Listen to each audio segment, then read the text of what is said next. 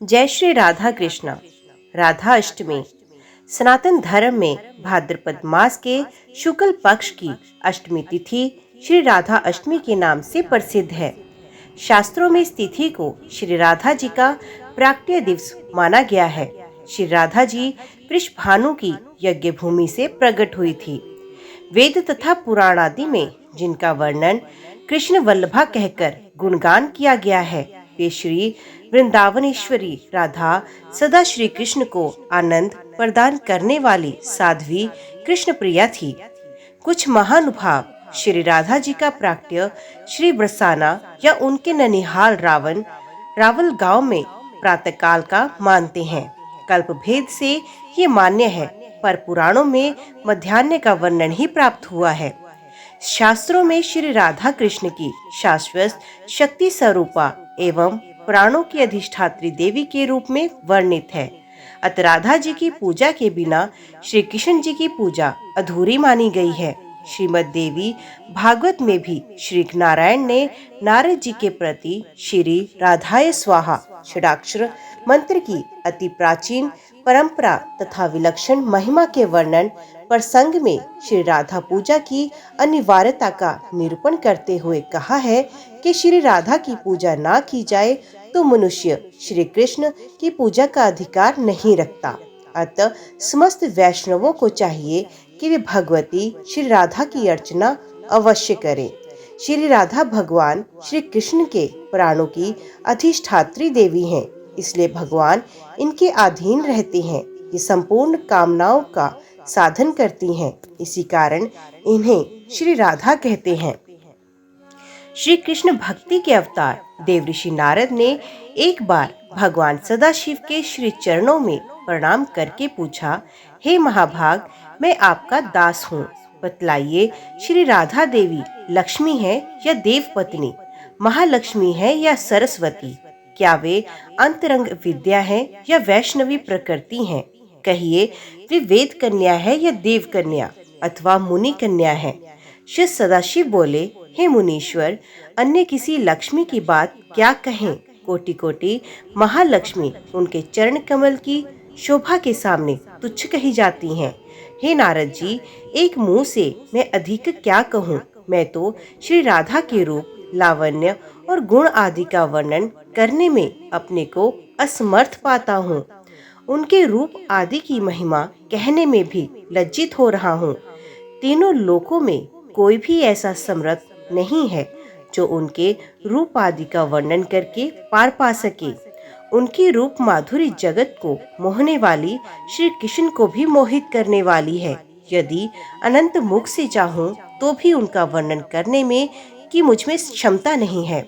नारद जी बोले, हे प्रभु, श्री राधिका जी का जन्म का महात्म्य सब प्रकार से श्रेष्ठ है। हे भक्तवत्सल, उसको मैं सुनना चाहता हूँ। हे महाभाग, सब व्रतों में श्रेष्ठ व्रत श्री राधा अष्टमी के विषय में मुझको सुनाइए। श्री राधा जी का ध्यान कैसे किया जाता है? उनकी पूजा अथवा स्तुति किस प्रकार होती है? ये सब मुझसे कहिए। हे सदाशिव, उनकी चर्या, पूजा, विधान तथा अर्चन विशेष सब कुछ मैं सुनना चाहता हूँ। आप बताने की कृपा करें। शिवजी बोले, वृषभानुपुरी के राजा वृषभानु महान उदार थे। वे महान कुल में उत्पन्न हुए तथा सब शास्त्रों के ज्ञाता थे।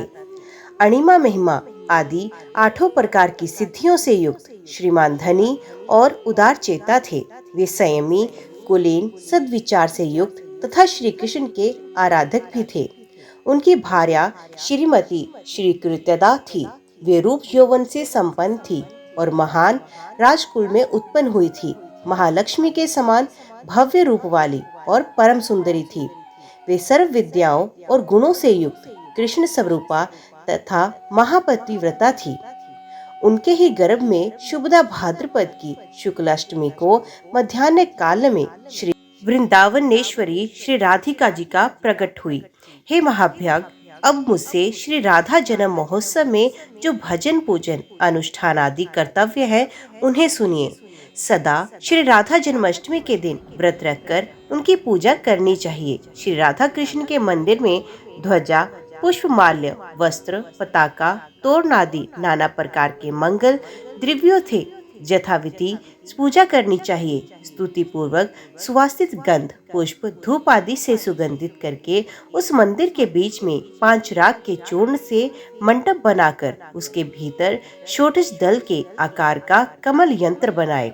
उस कमल के मध्य में दिव्य आसन पर श्री राधा कृष्ण की युगल मूर्ति पश्चिम अभिमुख स्थापित करके ध्यान, पाद्म अर्घ्य आदि से कर्म पूर्वक भली भांति उपासना करके भक्तों के साथ अपनी शक्ति के अनुसार पूजा की सामग्री लेकर भक्ति पूर्वक सदा संयमचित होकर उनकी पूजा करनी चाहिए। जिनकी स्वर्ण और नील कमल के समान अति सुंदर कांति है, जो जगत को मोहित करने वाली श्री से संपन्न है, नित्य ललिता आदि सखियों से प्रवृत्त है, सुंदर नील और पीत वस्त्र धारण किए हुए हैं तथा जिनके नाना प्रकार के आभूषणों से आभूषित अंगों की कांति अति मधुर है, उन अव्यय सुललित युगल किशोर रूप श्री राधा कृष्ण के हम नित्य शरणापन्न हैं। इस प्रकार युगल मूर्ति का ध्यान करके शालिग्राम में अथवा मूर्ति में पुण्य सम्यक रूप से अर्चना करें। भगवान को निवेदन किए गए गंध, पुष्प, माल्य तथा चंदन आदि से समागत कृष्ण भक्तों की आराधना करें। श्री राधा जी की भक्ति में तज्जित होकर उनके लिए प्रस्तुत नैवेद्य, गंध, पुष्प, माल्य तथा चंदन आदि के द्वारा दिन में महोत्सव करें। पूजा करके दिन के अंत में भक्तों के साथ आनंद पूर्वक चरणोदक लेकर महाप्रसाद ग्रहण करें। फिर श्री राधा कृष्ण का स्मरण करते हुए रात में जागरण करें। चांदी और सोने की सुसंस्कृत मूर्ति रखकर उसकी पूजा करें। दूसरी कोई वार्ता ना करे। नारी तथा बंधु बांधवों के साथ पूर्णादि से प्रयत्न पूर्वक इष्ट देवता श्री राधा कृष्ण के कथा कीर्तन का श्रवण करे। जो मनुष्य भक्ति पूर्वक श्री राधा जन्माष्टमी का ये शुभ अनुष्ठान करता है, उसके विषय में सब देवतागण कहते हैं कि यही मनुष्य भूतल में राधा भक्त है। इस अष्टमी को दिन रात एक एक पहर पर विधि पूर्वक श्री राधा माधव की पूजा करें। श्री राधा कृष्ण में अनुरक्त रसिक जनों के साथ आलाप करते हुए बारंबार श्री राधा कृष्ण को याद करें। इस प्रकार महोत्सव करके परम आनंदित होकर अंत में विधि पूर्वक साष्टांग प्रणाम करें। जो पुरुष अथवा नारी राधा भक्ति परायण होकर श्री राधा जन्म महोत्सव करता है, वे श्री राधा कृष्ण के सानिध्य में श्री वृंदावन में वास करता है। वे राधा भक्ति परायण होकर ब्रजवासी बनता है। श्री राधा जन्म महोत्सव का गुण कीर्तन करने से मनुष्य भव बंधन से मुक्त हो जाता है। राधा नाम की तथा राधा जन्माष्टमी व्रत की महिमा, जो मनुष्य राधा राधा कहता है तथा स्मरण करता है, वे सब तीर्थों के संस्कार से युक्त होकर सब प्रकार की विद्याओं में कुशल बनता है। जो राधा राधा कहता है, राधा राधा कहकर पूजा करता है, राधा राधा में जिसकी निष्ठा है, वे महाभाग श्री वृंदावन में श्री राधा का सहचर होता है। इस विश्व ब्रह्मांड में ये पृथ्वी धन्य है। पृथ्वी पर वृंदावन पूरी धन्य है। वृंदावन में सती श्री राधा जी धन्य है, जिनका ध्यान बड़े बड़े मुनिवर करते हैं। जो ब्रह्मा आदि देवताओं की परम आराध्या है, जिनकी सेवा देवता करते हैं, उन श्री राधिका जी को भजता है, मैं उसको भजता हूँ। हे महाभाग, उनके उत्तम मंत्र का जप करो और दिन रात राधा राधा बोलते हुए नाम कीर्तन करो। जो मनुष्य कृष्ण के साथ राधा का नाम कीर्तन करता है, उसके महात्म्य का वर्णन मैं नहीं कर सकता और ना उसका पार पा सकता हूँ।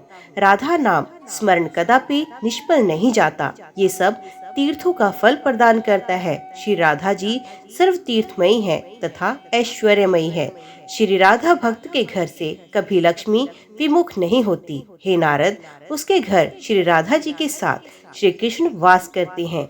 श्री राधा कृष्ण जिनके इष्ट देवता है, उनके लिए ये व्रत श्रेष्ठ है। उनके घर में श्री हरि देह से मन से कदापि पृथक नहीं होते। ये सब सुनकर मुनि श्रेष्ठ नारद जी ने प्रणत होकर यथोक्त रीति से श्री राधा अष्टमी में यचन पूजन किया। जो मनुष्य इस लोक में राधा जन्माष्टमी व्रत की ये कथा श्रवण करता है, वे सुखी मानी, धनी और सर्वगुण संपन्न हो जाता है। जो मनुष्य भक्ति पूर्वक श्री राधा का मंत्र जप अथवा नाम स्मरण करता है, वे धर्मार्थी हो तो धर्म प्राप्त करता है, अर्थार्थी हो तो धन प्राप्त करता है, कामार्थी हो तो पूर्णकासी पूर्णकामी हो जाता है और मोक्षार्थी को मोक्ष प्राप्त होता है। कृष्ण भक्त वैष्णव सर्वदा अनन्य शरण होकर जब श्री राधा की भक्ति प्राप्त करता है तो सुखी, विवेकी और निष्काम हो जाता है। अन्य व्रतों की भांति इस दिन भी प्रातः उठकर स्नान आदि क्रियाओं से निर्वृत्त होकर श्री राधा जी का विधिवत पूजन करना चाहिए। इस पूजन हेतु मध्याह्न का समय उपयुक्त माना गया है। इस दिन पूजन स्थल में ध्वजा, पुष्पमाला, वस्त्र, पताका, तोरण आदि व विभिन्न प्रकार के मिष्ठान एवं फलों से श्री राधा जी की स्तुति करनी चाहिए। पूजन स्थल में 5 रंगों से मंडप सजाए, उनके भीतर षोडश दल के आकार का कमल यंत्र बनाएं। उस कमल के मध्य में दिव्य आसन पर श्री राधा कृष्ण की युगल मूर्ति पश्चिमाभिमुख करके स्थापित करें। बंधु बांधवों सहित अपनी सामर्थ्य अनुसार पूजा की सामग्री लेकर भक्ति भाव से भगवान की स्तुति गाएं। दिन में हरि चर्चा में समय बिताएं तथा रात्रि को नाम संकीर्तन करें। एक समय फलाहार करें, मंदिर में दीपदान करें। जय श्री राधा कृष्णा। आज की वीडियो में इतना ही। उम्मीद करती हूँ वीडियो आपको पसंद आई होगी। वीडियो पसंद आई हो तो वीडियो को लाइक और चैनल को सब्सक्राइब जरूर कीजिएगा। कमेंट बॉक्स में जय श्री राधा कृष्णा लिखना ना भूलिएगा। तो मिलते हैं अगली कथा के साथ। तब तक के लिए देखते व सुनते रहिए। जय मां कंजक, जय माता दी।